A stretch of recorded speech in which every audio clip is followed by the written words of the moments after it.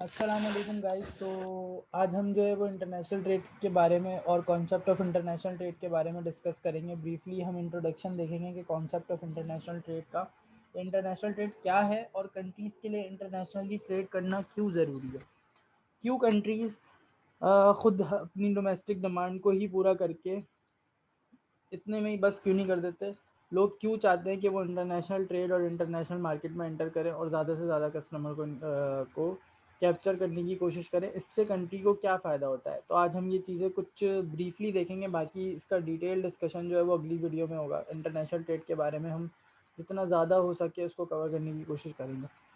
First of all, सबसे पहले international trade में हमें ये सोचना चाहिए कि why we need international trade, हमें इंटरनेशनल ट्रेड की ज़रूरत क्यों पड़ती है।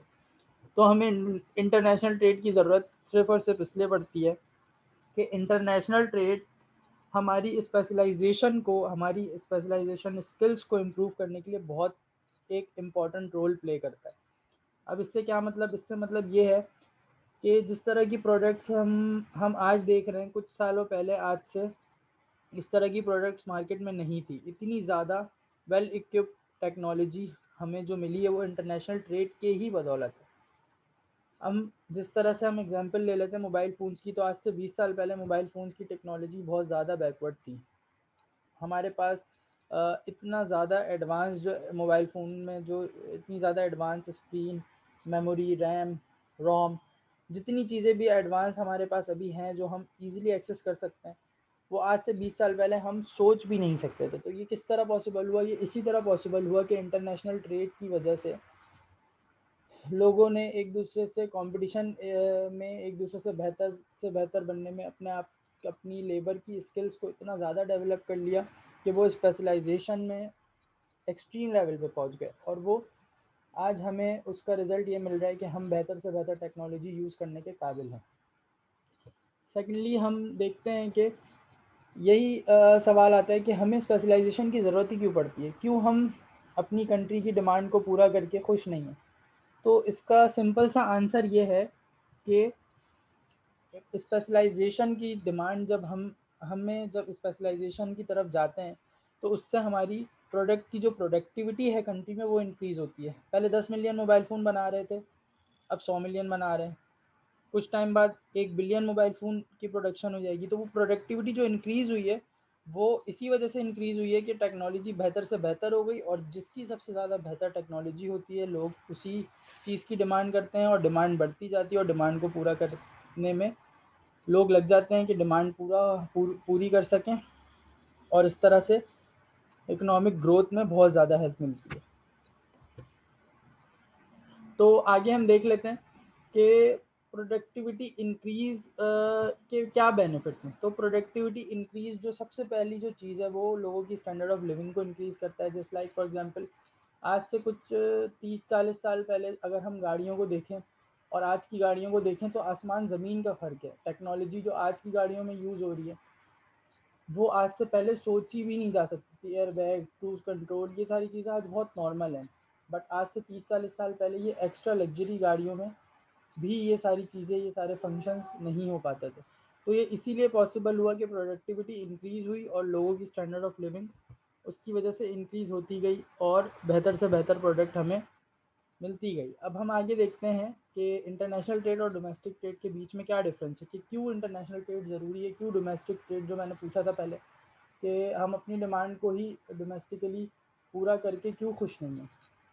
तो सबसे पहले उसका रीज़न जो है वो ये है कि इंटरनेशनल ट्रेड जो है वो कंट्री की इकोनॉमिक ग्रोथ को इंक्रीज़ करने में और मल्टीपल टाइम इंक्रीज़ करने में बहुत ज़्यादा हेल्पफुल होता है। अगर चाइना की हम एग्जांपल लें, चाइना अपनी ही डोमेस्टिकली नीड्स को पूरा करता रहता, तो आज कभी भी चाइना की इकोनॉमी इतनी ग्रो नहीं कर पाती।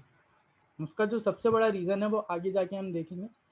पहले हम ये देखते हैं कि डोमेस्टिक जो ट्रेड होता है, उसमें हम हमेशा जो है लेस बायर्स तक रीच हासिल कर सकते हैं, और जो जो एक ह्यूज चेन ऑफ कस्टमर है जो कि हमारे प्रोडक्ट को ख़रीदना चाहते हैं, उन तक हमें रसाई हासिल नहीं हो सकती के इंटरनेशनल ट्रेड किए बगैर। और इससे हमारी प्रोडक्ट के बारे में हमें सही से हमारी प्रोडक्ट किस तरह की है उसको इम्प्रूवमेंट करने में भी बहुत ज़्यादा टाइम लग जाता है। फॉर एग्ज़ाम्पल इसको इस तरह समझते हैं कि एक कल्चर में अगर कोई प्रोडक्ट सेल हो रही है तो उस प्रोडक्ट के एक कल्चर के लोगों का जो रिव्यू होगा वो एक ही तरह का होगा। लेकिन अगर हम दूसरे कल्चर में डिफरेंट तरह के लोगों के रिव्यूज़ को एनालाइज करें और अपनी प्रोडक्ट को बेहतर करें तो हमारी प्रोडक्ट की जो क्वालिटी है वो बहुत ज़्यादा इंक्रीज़ होने के चांसेस हैं। फिर हम देख लेते हैं कि ट्रेड अपॉर्चुनिटी को भी बहुत ज़्यादा एक्सपेंड करता है इंटरनेशनल ट्रेड, क्योंकि ट्रेड अपॉर्चुनिटी बहुत ज़्यादा आ जाती है। और ये इस तरह से भी है कि हर कंट्री की डिफरेंट ट्रेड पॉलिसीज़ होती हैं, मैं उसकी बात नहीं कर रहा, बट एक न्यूट्रल वे में कुछ कंट्रीज़ जो हैं वो काफ़ी ज़्यादा वास्ट इंटरनेशनल ट्रेड के ऊपर फोकस करते हैं, क्योंकि उनको अपनी इकोनॉमी की ग्रोथ सबसे ज़्यादा इंपॉर्टेंट होती है। Last but not the least, ये जो पॉइंट है ये सबसे ज़्यादा इंपॉर्टेंट पॉइंट है। इंटरनेशनल ट्रेड जो है वो हमेशा कंट्री में इंटरनेशनल फाइनेंस इंक्रीज़ करता है। अब इंटरनेशनल फाइनेंस क्या है, वो ये है कि इंटरनेशनल फाइनेंस फॉर एग्जांपल अगर आपको यूएस से ट्रांजैक्शन करनी है, इंटरनेशनल ट्रेड करना है, तो आपके पास एक्सचेंज में डॉलर्स होने चाहिए, क्योंकि वहाँ की करेंसी डॉलर है। तो डॉलर की जो रिजर्व्स हैं वो आपकी कंट्री में इंक्रीज़ होता है, उससे आपकी इकोनॉमिकली बहुत ज़्यादा ग्रो करता है कंट्री, और आपकी इकोनॉमिक ग्रोथ बहुत ज़्यादा तेज़ होती है, जो कि डोमेस्टिकली इतनी तेज़ पॉसिबल नहीं थी। तो जैसे कि आप लोगों ने देखा, ये था आज का लेक्चर। बहुत ही ब्रीफ, बहुत ही शॉर्टली मैंने समझाने की कोशिश की कि इंटरनेशनल ट्रेड की बिल्कुल जो बेसिक है वो क्यों ज़रूरी है, और इससे क्या क्या प्रोडक्टिविटी इंक्रीज़ होती है, और लोगों की स्टैंडर्ड ऑफ लिविंग किस तरह इंक्रीज़ होती है, और स्पेशलाइजेशन किस तरह इंक्रीज़ होती है, और इंटरनेशनल फाइनेंस किस तरह से हमें ज़्यादा से ज़्यादा हासिल होता है, किस तरह से हम बड़ी से बड़ी मार्केट को कैप्चर कर सकते हैं और अपनी इकोनॉमी की ग्रोथ को बढ़ा सकते हैं सिर्फ एक इंटरनेशनल ट्रेड की बदौलत। तो आई होप आप लोगों को ये वीडियो समझ आई होगी। सो आप लोगों से रिक्वेस्ट है कि मेरे चैनल को सब्सक्राइब करें और मुझे सपोर्ट करें, और इस अगली वीडियो में हम इंटरनेशनल ट्रेड को काफ़ी डीप डिस्कस करने की कोशिश करेंगे।